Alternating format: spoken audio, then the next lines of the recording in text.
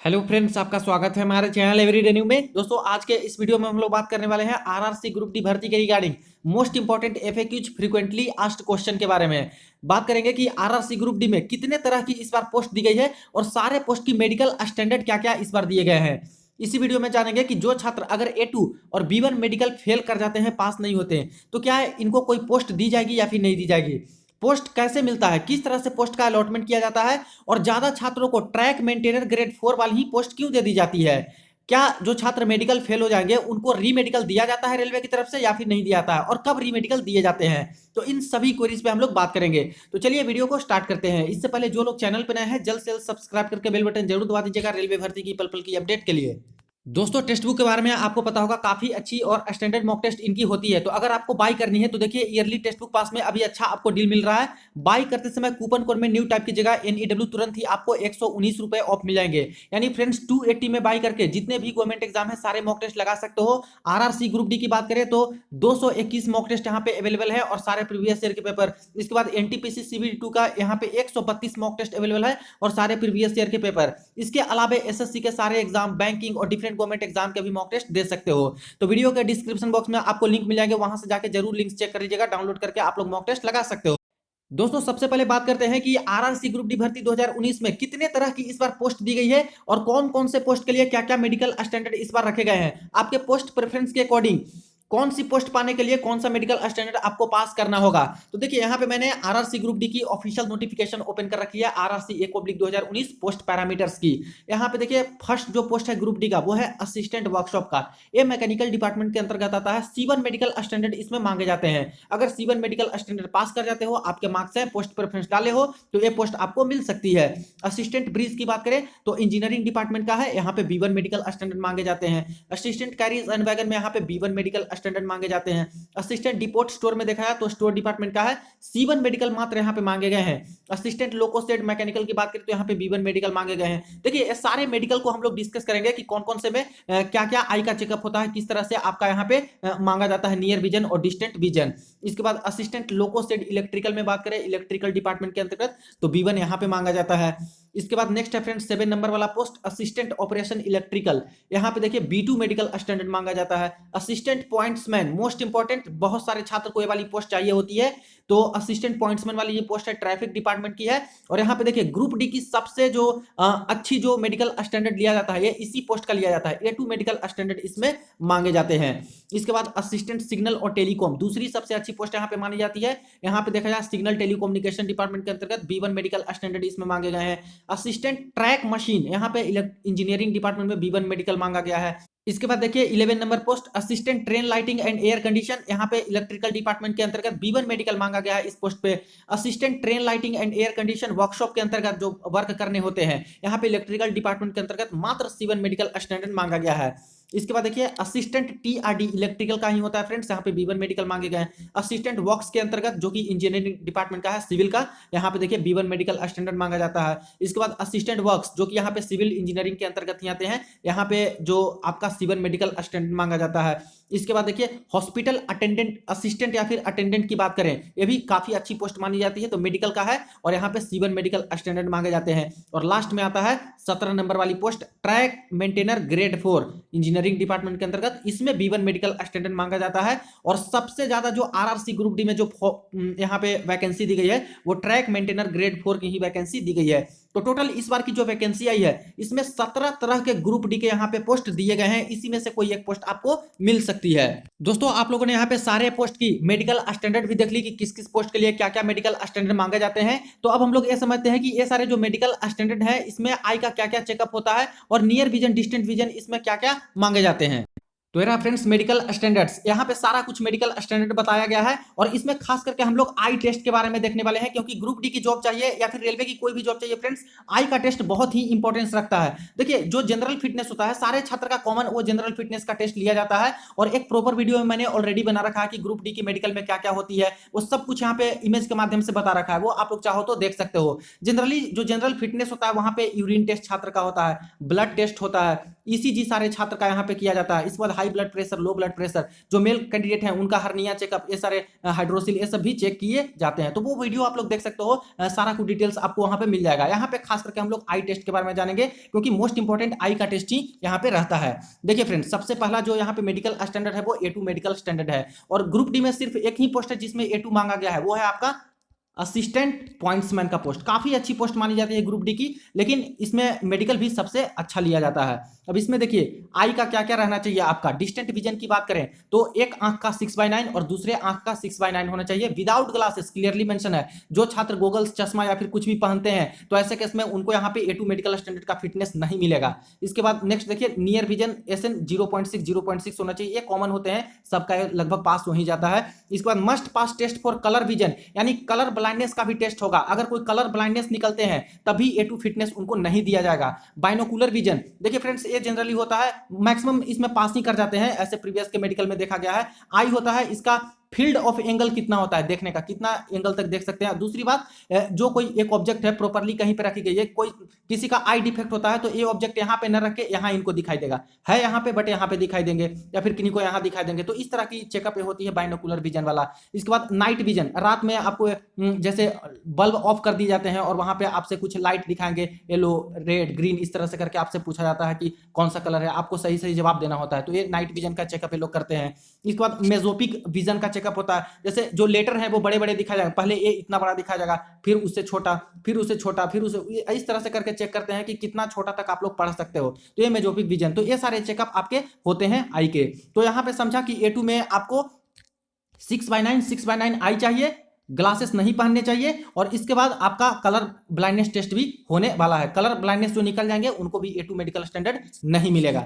इसके बाद नेक्स्ट देखिए फ्रेंड्स, A3 मेडिकल स्टैंडर्ड। अब ग्रुप डी की कोई भी ऐसी पोस्ट नहीं है जहां पे A3 मांगा गया है, लेकिन दोस्तों अगर किन्हीं को A3 मिल भी जाता है तो अच्छा ही है, B1 से तो अच्छा ही है। अब इसमें देख लीजिए A3 कब आपके मिलेंगे, जब डिस्टेंट विजन 6/9 होगा, विद और विदाउट ग्लासेस, यानी इसमें ग्लासेस पहनते हो तभी आपका काम चल जाएगा। 2 डायोप्टर से ज्यादा ग्लासेस नहीं होना चाहिए, क्लियरली मेंशन है। जो आपका पावर है चश्मा का वो 2 डायोप्टर से ज्यादा नहीं होना चाहिए। इसके बाद देखिए नियर विजन ये होगा और विदाउट ग्लासेस। और इसके बाद देखिए friends, must pass test for colour vision, यहां भी कलर ब्लाइंडनेस का टेस्ट ये लोग करेंगे। इसके बाद बाइनोकुलर विजन, ये सारे तो हो ही गए। इसके बाद नेक्स्ट है फ्रेंड्स B1 मेडिकल स्टैंडर्ड, जो कि मोस्ट इंपॉर्टेंट ग्रुप डी का माना जाता है। देखिए दोस्तों, जितना भी आपका पोस्ट है 1,03,000 के आसपास पोस्ट है ग्रुप डी का, मैक्सिमम जो पोस्ट है उसका B1 मेडिकल स्टैंडर्ड ही मांगा गया है। और जो छात्र B1 पास कर लेंगे उनको तो यहाँ पे नौकरी मिलेगी दोस्तों, ये मैक्सिमम चांस होता है कि आपको नौकरी मिल जाएगी। तो B1 एटलीस्ट पास करने की सोचिएगा। देखिए इसमें क्या क्या मांगे जाते हैं। इसमें जो है डिस्टेंट विजन, एक आंख का 6/9 और दूसरे आंख का 6/12 मांगा गया है मिनिमम, विद और विदाउट ग्लासेस, यानी ग्लासेस पहनते हो तब भी ठीक है, ग्लासेस नहीं पहनते हो, चश्मा नहीं पहनते हो तब भी ठीक है। पावर ऑफ लेंस बता दिया गया है कि 4 डायोप्टर से ज्यादा नहीं होना चाहिए। अब देखिए 4 डायोप्टर से किन्हीं का ज्यादा है उनको B1 नहीं मिलेगा, तो चश्मा वाले को भी ये मिल सकता है और बिना चश्मा वाले को मिल सकता है, लेकिन 4 डायोप्टर से ज्यादा लेंस का पावर नहीं होना चाहिए। नियर विजन ये लोग चेक करेंगे, 0.6 वाला है, ये तो मैक्सिमम पास ही हो जाते हैं विदाउट और विद ग्लासेस। इसके बाद देखिए नेक्स्ट है must pass test for colour vision, colour blindness का टेस्ट यहां भी किया जाएगा, यानी कोई कलर ब्लाइंडनेस निकल जाते हैं छात्र उनको B1 भी नहीं मिलेगा।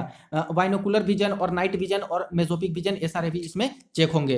अब नेक्स्ट मेडिकल स्टैंडर्ड देखिए फ्रेंड, जो कि B2 मेडिकल स्टैंडर्ड है। अब एक पोस्ट पे B2 भी मांगा गया है। अब फिजिकल फिटनेस इसमें देखिए वो तो नॉर्मल हो गया, बाकी आई का देखिए 6/9 6/12, एक आंख का 6/9 दूसरे आंख का 6/12 मिनिमम रहना चाहिए विद और विदाउट ग्लासेस, और यहाँ पे 4 डायोप्टर से ज्यादा लेंस नहीं होना चाहिए। इसमें नियर विजन का बोल दिया गया है विद और विदाउट ग्लासेस, और यहाँ पे बोला गया है कि मस्ट पास बाइनोकुलर विजन, यानी दोस्तों जो कलर ब्लाइंडनेस वाले छात्र हैं उनको ये वाली मेडिकल मिल सकती है। कलर ब्लाइंडनेस है तभी आपको मिल जाएगा, क्योंकि यहाँ पे मेंशन नहीं है कि कलर ब्लाइंडनेस का चेक होगा, तो B2 आपको कलर ब्लाइंडनेस वाले को मिल सकती है इसमें। इसके बाद C1 देख लीजिए, जो C1 मेडिकल स्टैंडर्ड है, यहाँ पे डिस्टेंट विजन में एक आंख का 6/12 और दूसरे आंख का 6/18 कम से कम होना चाहिए विद और विदाउट ग्लासेस, यानी ग्लासेस पहनते हैं उनके लिए भी है। नियर विजन यहाँ पे देख लीजिए फ्रेंड्स, यहाँ पे डायोप्टर कुछ नहीं बोला है कि कितने पावर का होना चाहिए, जितना भी पावर है, अगर आप लोग लेंस पहनते हो तो 6/12 6/18 आपका आ जाता है डिस्टेंट विजन, तब आप लोग इसको पास माने जाओगे और C1 मेडिकल मिल सकता है। इसके बाद विद और विदाउट ग्लासेस, वेन रीडिंग और क्लोज वर्क रिक्वायर्ड, और यहाँ पे कुछ भी दोस्तों नहीं मांगे जाते हैं, जैसे आपका कलर ब्लाइंडनेस है तभी कोई दिक्कत नहीं है, आपको C1 मेडिकल मिल ही जाता है। तो C2 की बात करें तो C2 वाला कोई पोस्ट यहाँ पे नहीं है, जिनको C2 मिलेगा उनको तो ऐसे भी कोई पोस्ट दी नहीं जाएगी, क्योंकि कोई भी पोस्ट ग्रुप डी की नहीं है जहां पे C2 मेडिकल स्टैंडर्ड मांगे गए हैं। देखिए फ्रेंड्स, एक मोस्ट इंपॉर्टेंट पॉइंट यहाँ पे मेंशन किया गया है, candidate who have undergone LASIK surgery और एनी अदर सर्जरी, कोई भी सर्जरी आंख का आप लोग करवाए हो करेक्ट करने के लिए, तो वो आपको फिटनेस जो मिलेगा वो A2 A3 B1 B2 नहीं मिलेगा। देखिए जो लेसिक सर्जरी लेजर सर्जरी करवाते हैं उनको ये सारी फिटनेस नहीं मिलेंगे, ना A2 मिलेगा, ना A3 मिलेगा, ना B1 मिलेगा, ना B2 मिलेगा, यानी कि आपको सिर्फ और सिर्फ C1 मेडिकल स्टैंडर्ड दिए जाएंगे लेसिक सर्जरी वाले को। तो फ्रेंड्स यहाँ पे आप लोगों ने सारे मेडिकल स्टैंडर्ड को समझा। अब बात करते हैं कि जो छात्र A2 A3 और B1 मेडिकल स्टैंडर्ड में फेल कर जाते हैं, क्या ऐसे छात्र को B2 मेडिकल C1 मेडिकल वाली ग्रुप डी की पोस्ट मिलती है या फिर नहीं मिलती है? पोस्ट का अलॉटमेंट कैसे होता है, पोस्ट कैसे मिलता है, और ज्यादातर छात्र को ट्रैक मेंटेनर ग्रेड 4 वाला ही पोस्ट क्यों दिया जाता है? तो देखिए सबसे पहले तो बात करें मेडिकल स्टैंडर्ड की, तो कई सारे छात्र ऐसे होते हैं जो कि A2 मेडिकल में फेल कर जाते हैं, कई सारे A3 में भी फेल कर जाते हैं, और कई सारे B1 में भी पास नहीं कर पाते हैं। दूसरे दूसरे कारण हो सकते हैं, हो सकता है कोई लेसिक सर्जरी वाले हो तो ये सारे इनको तो मेडिकल मिलेगा नहीं, कोई कलर ब्लाइंडनेस वाले कैंडिडेट हो इनको भी ये सारे नहीं मिलेंगे। तो आखिर ये सारे छात्र को B2 और C1 वाली पोस्ट मिलेगी या फिर नहीं मिलेगी? तो देखिए फ्रेंड्स, मिलने के चांसेस होते हैं, लेकिन सारे छात्र जो B2 और C1 में पास किए हैं सिर्फ उनको पोस्ट मिल जाए ये जरूरी नहीं होता। चांसेस आपके होते हैं कि ये सारे पोस्ट मिल सके, लेकिन सारे छात्र को नहीं मिल पाते हैं। देखिए इसका कारण भी है। सबसे पहले B2 और C1 वाली जो पोस्ट है रेलवे ग्रुप डी के अंतर्गत, ये दोस्तों काफी कम होती है। इस बार तो 1,03,000 वैकेंसी है, तो इस बार अच्छा खासा पोस्ट दिया गया है। B2 का तो मात्र एक ही तरह का पोस्ट है और C1 वाली मेडिकल स्टैंडर्ड वाली काफी सारी पोस्ट है, तो इस बार चांसेस थोड़ा ज्यादा है 2018 की ग्रुप डी की तुलना में। तो पोस्ट ऐसे जनरली कम ही रहते हैं B2 और C1 वाले। तो जिनका पोस्ट प्रेफरेंस में पहले ये सारे पोस्ट का डाले रहते हैं और ये सारे मेडिकल पास भी हैं, मार्क्स भी अच्छे हैं, उनको ये सारी पहली पोस्ट दे दी जाती है। अगर आप लोगों ने फॉर्म भरते समय पोस्ट प्रेफरेंस में B2 और C1 मेडिकल स्टैंडर्ड वाली भी पोस्ट डाल चुके हो, जैसे कि 1 2 3 4 5 6 7 इस तरह से करके आपको पोस्ट रखना होता है, सिलेक्ट करना होता है, तो कई छात्र एक पे ट्रैक मेंटेनर रखते हैं, कई छात्र एक पे असिस्टेंट पॉइंट्समैन भी रखे होंगे आप लोग फॉर्म भरते समय, कई छात्र हॉस्पिटल अटेंडेंट भी रखे होंगे, एक पे 2 पे किन्हीं का पॉइंट्समैन होगा, किन्हीं का 3 पे हॉस्पिटल अटेंडेंट होगा। तो इस तरह से आप लोग रखे हो, और अगर आपका B2 C1 मेडिकल मिलता है दोस्तों और आपके पोस्ट प्रेफरेंस भी है और मार्क्स भी बहुत अच्छे हैं, तब दोस्तों चांसेस है कि आपको ए वाली पोस्ट मिल सकती है, B2 C1 वाली भी मिल सकती है, अगर B1 ये सब फेल करते हो तब भी। लेकिन फिर से मैं यही बोलूंगा फ्रेंड्स, सारे छात्र को B2 C1 वाली पोस्ट नहीं मिल पाती है, क्योंकि ये सारी पोस्ट बहुत कम रहती है, तो पहले तो ये लोग फुलफिल कर लेते हैं। अगर आपका B2 मेडिकल C1 मेडिकल पास है, पोस्ट इसमें बची हुई है और आपके मार्क्स अच्छे हैं, तब दोस्तों मिलने के चांसेस हैं, वरना नहीं मिल पाते हैं। एक बात का ध्यान दीजिएगा, आरआरसी ग्रुप डी भर्ती 2019 में सबसे ज्यादा वैकेंसी B1 मेडिकल स्टैंडर्ड वाली ही है। तो जिस छात्र को भी B1 मेडिकल मिल जाएंगे और जो छात्र कट ऑफ क्रॉस हैं और पीईटी फिजिकल इफिशिएंसी टेस्ट भी पास कर लेते हैं, उनको तो यहाँ पे दोस्तों पक्का जॉब मिलने वाला है ग्रुप डी का। देखिए 2018 में भी बहुत सारी पोस्ट B1 मेडिकल स्टैंडर्ड वाले ही दे दी गई थी, और यहाँ पे भी जो छात्र B1 मेडिकल पास हुए हैं, कट ऑफ क्रॉस है, पीईटी पास है, उनको यहाँ पे जॉब दिया ही गया है। लेकिन किसी कारणवश से B2 या फिर C1 मेडिकल आपको मिलते हैं, हो सकता है कि कलर ब्लाइंडनेस की नहीं को हो तो B2 या फिर C1 मिल गया, हो सकता है लेसिक सर्जरी करवाए हो या फिर किसी और कारण की वजह से B2 C1 मिले हैं, तो आपके चांसेस बनते हैं कि आपको ये सारी भी पोस्ट मिल सकती है। लेकिन दोस्तों यहाँ पे देखे जाते हैं आपके पोस्ट प्रेफरेंस, आपने पोस्ट प्रेफरेंस में ये सारी पोस्ट डाले हो या फिर नहीं हो। अगर नहीं डाले हो तब तो नहीं मिलेंगे, पोस्ट प्रेफरेंस डाले हो तो फिर देखे जाएंगे कि आपके मार्क्स कितने हैं, मार्क्स बहुत अच्छे होने चाहिए ये सारे पोस्ट लेने के लिए। इसके बाद मोस्ट इंपॉर्टेंट देखा जाएगा कि ये सारी पोस्ट जो है आपके जोन में B2 C1 वाली, उसमें वैकेंसी कितनी है, क्या कुछ पोस्ट बची है या फिर नहीं, क्योंकि काफी सारे छात्र ऐसे होंगे जो कि B2 और C1 वाली पोस्ट प्रेफरेंस पहले पे डाले होंगे, तो इनको वही सारी पहले पोस्ट मिल जाती है। तो अगर दोस्तों ये सारी पोस्ट बची होगी तब तो आपको चांसेस होते हैं, और ये भी मेरिट के अकॉर्डिंग मिलते हैं। जैसे बहुत सारे छात्र हैं कलर ब्लाइंडनेस की वजह से B2 और C1 दे दिया जाता है मेडिकल स्टैंडर्ड, तो क्या सबको यहाँ पे ये सारी पोस्ट मिल जाएगी? जी नहीं फ्रेंड्स, आपके जोन में जितनी इसकी वैकेंसी रहेंगी उसके अकॉर्डिंग, मेरिट के अकॉर्डिंग आपको ये सारी पोस्ट दी जाती है। तो कोशिश आपकी यही रहनी चाहिए फ्रेंड्स कि अगर ये सारे मेडिकल स्टैंडर्ड आपको नहीं मिल पाते हैं, फेल करते हैं और ये सारी पोस्ट चाहिए, तो मार्क्स जितना ज्यादा हो सके आप लोग लाइए। मार्क्स जितना ज्यादा रहेगा आपको मिलने के चांसेस सारी पोस्ट का ज्यादा रहेगा। अब बात करें कि ग्रुप डी में पोस्ट का अलॉटमेंट कैसे होता है, किस तरह से पोस्ट दिया जाता है छात्रों को, और ज्यादातर छात्रों को ट्रैक मेंटेनर ग्रेड 4 वाला ही पोस्ट क्यों दे दिया जाता है। तो देखिए सबसे पहले आपके जो पोस्ट अलॉटमेंट होते हैं वहां पे 3 चीजें देखी जाती है। आपके मार्क्स देखे जाते हैं, आपके पोस्ट प्रेफरेंस देखे जाते हैं, आपकी मेडिकल स्टैंडर्ड देखी जाएगी, आपको B1 मिला है, B2 मिला है, C1 मिला है, इन सब पे डिपेंड करते हैं। अगर बात करें कि कोई छात्र है अपना पोस्ट प्रेफरेंस डाले हैं फॉर्म भरते समय, फर्स्ट पे पॉइंट्समैन डाल रखे हैं, सेकंड पे डाल रखे हैं ट्रैक मेंटेनर, थर्ड पे डाल रखे हैं सिग्नल टेलीकम्युनिकेशन वाला, फोर्थ पे डाल रखे हैं हॉस्पिटल अटेंडेंट, और बाकी 5, 6, 7 इस तरह से असिस्टेंट वाली और जो पोस्ट है वो डाल रखे हैं। कई छात्र हैं जो कि फर्स्ट पे ट्रैक मेंटेनर डाले रहते हैं, कई छात्र फर्स्ट पे हॉस्पिटल अटेंडेंट वाला डाल रहते हैं, कई छात्र फर्स्ट पे असिस्टेंट वाली डाल रहते हैं। तो सबकी अपनी चॉइस होती है। आप लोगों ने भी फॉर्म फिलअप करते समय अपना पोस्ट प्रेफरेंस डाला ही होगा। अब देखिए, अगर कोई छात्र है पॉइंट्स में इनको चाहिए तो मेडिकल स्टैंडर्ड में A2 कम से कम पास होना ही है। अगर कोई छात्र B1 पास कर जाते हैं, मार्क्स भी बहुत अच्छे हैं, पोस्ट प्रेफरेंस में पॉइंट्समैन डाले हैं फर्स्ट पे, तब भी दोस्तों इनको पॉइंट्समैन की जॉब नहीं मिल पाएगी, क्योंकि मेडिकल में B1 पास है जबकि A2 मांगा जाता है। तो A2 पास रहते तो इनको दे दी जाती। उसी तरह से अगर किसी को ट्रैक मेंटेनर वाली पोस्ट चाहिए, B1 पास है, मार्क्स भी अच्छे हैं, पोस्ट प्रेफरेंस भी डाल रखे हैं इसका, तब तो इनको मिल जाएगी। कोई छात्र हैं जिनको यहाँ पे पॉइंट्समैन की जॉब चाहिए, मार्क्स बहुत अच्छे हैं, A2 पास भी है, लेकिन फॉर्म भरते समय यहाँ पे डाले ही नहीं, असिस्टेंट पॉइंट्समैन रखे ही नहीं थे किसी भी पोस्ट प्रेफरेंस में, तब तो इनको कोई भी नहीं मिलेगी यहाँ पे, ये वाली नहीं मिलेगी, दूसरी कोई पोस्ट इनको मिल सकती है जो यहाँ पे रखे होंगे। तो ये सारी चीजें देखी जाती है कि आपके पोस्ट प्रेफरेंस कैसे कैसे डाले गए हैं, कौन कौन से पोस्ट का डाले हैं, और मेडिकल किस तरह से पास हो रहे हो, और किसका कट ऑफ आप लोग क्रॉस कर रहे हो। तो ये सब चीजें देख के ही आपको पोस्ट का अलॉटमेंट किया जाता है।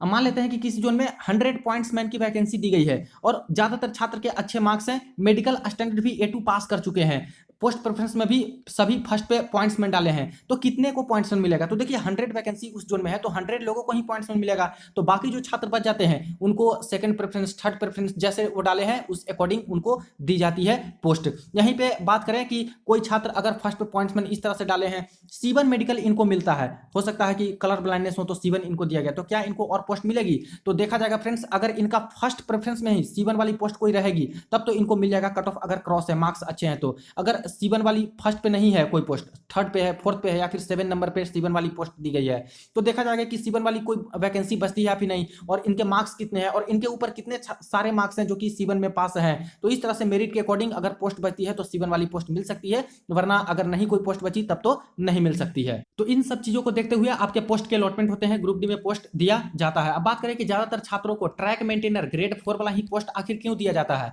तो देखिए, जो 1,03,000 के आसपास वैकेंसी है फ्रेंड्स, इसमें से सबसे ज्यादा वैकेंसी 44,000 तो वैकेंसी सिर्फ और सिर्फ ट्रैक मेंटेनर ग्रेड 4 का ही है। और आप लोग अपने अपने जोन की वैकेंसी भी देखिएगा, वहां पे भी सबसे ज्यादा वैकेंसी आपको ट्रैक मेंटेनर का ही देखने को मिलेगा। तो इससे भी समझ सकते हो कि ज्यादा वैकेंसी जिसकी है उसमें ही ज्यादातर छात्रों को भेजा जाएगा।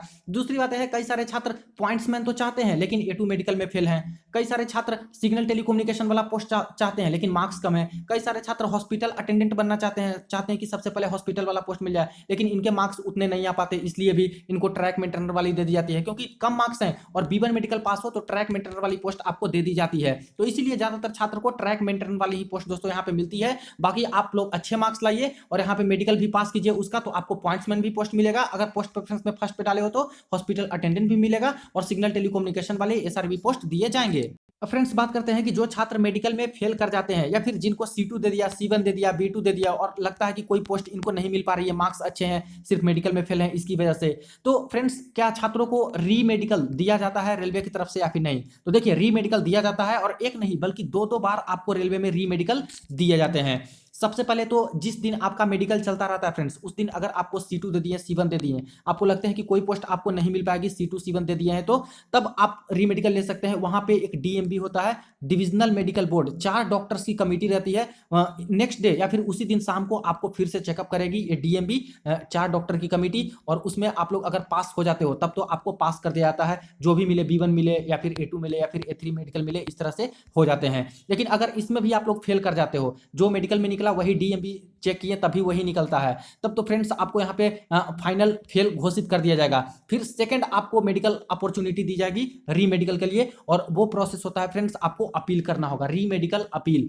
तो री मेडिकल अपील में क्या होता है, 1,000 रुपए का डिमांड ड्राफ्ट बनाना होता है, और जिस कारण से आपको मेडिकल में फेल किया गया है उसी के रिगार्डिंग आपको यहाँ पे बाहर के किसी गवर्नमेंट या फिर प्राइवेट डॉक्टर से एक मेडिकल की रिपोर्ट बनवानी होती है। जैसे मेडिकल में हो सकता है किसी को बोल दिया जाए आप कलर ब्लाइंडनेस हो, जिसकी वजह से आपको कोई पोस्ट नहीं मिल पा रही हो, और आपको लगता है कि आप कलर ब्लाइंडनेस नहीं है। तो इसी के रिगार्डिंग आप एक रिपोर्ट बनवा सकते हो बाहर के प्राइवेट या गवर्नमेंट डॉक्टर से। किसी को बोल दिया आपका आई 6/9 नहीं है, 6/12 है और 6/9 ही आपका है, तभी आप लोग यहाँ पे बनवा सकते हो रिपोर्ट। तो ये मौका सभी को रेलवे देती है, सारे जोन के छात्र को मिलता है रीमेडिकल अपील करने के लिए। तो अगर आपको लगता है कि आपका मेडिकल कुछ और है, वहां पे कुछ और बताया जा रहे हैं, तो रीमेडिकल अपील कर सकते हो और 1,000 रुपए का डिमांड ड्राफ्ट और ये जो रिपोर्ट आरआरबी को देते हो, रेलवे को जाके देते हो, तब आपको रीमेडिकल के लिए एक शेड्यूल दी जाती है और उस दिन जाके आपको रीमेडिकल करवाना होता है रेलवे में। अगर रीमेडिकल में अगर पास कर जाते हो तब फ्रेंड्स आपको जॉब दे दी जाती है, अगर रीमेडिकल में फिर से फेल कर गए तब आपको कोई जॉब नहीं दी जाती है। तो ध्यान दीजिएगा, जो भी ग्रुप डी का मेडिकल टेस्ट होता है वहां पे अगर कोई छात्र फेल करते हैं